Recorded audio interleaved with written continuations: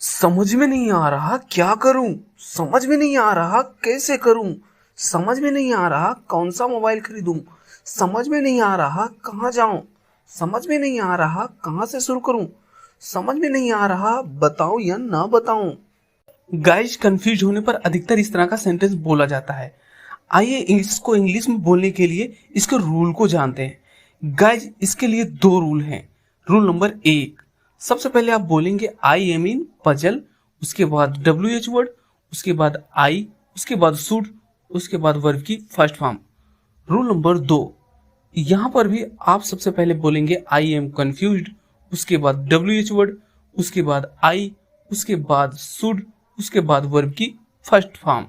इन दो रूल में से आप किसी भी रूल को फॉलो कर सकते हैं। दोनों रूल अपने स्थान पे सही हैं। आइए इसके कुछ एग्जांपल लेकर देखते हैं। समझ में नहीं आ रहा क्या करूं, I am in puzzle what I should do, या फिर I am confused what I should do.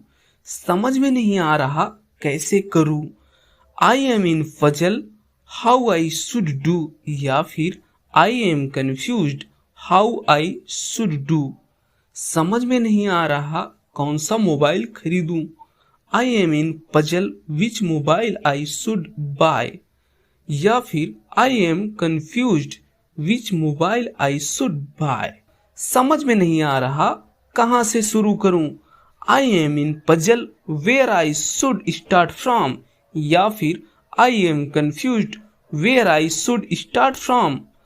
समझ में नहीं आ रहा बताऊं या ना बताऊं, I am in puzzle whether I should tell और नॉट, या फिर I am confused whether I should tell और नॉट। गाइज, ये सभी बताए गए सेंटेंसेस सिंपल सेंटेंस है, ना कि इंट्रोगेटिव, इसीलिए पूर्ण विराम का चिन्ह लगा है।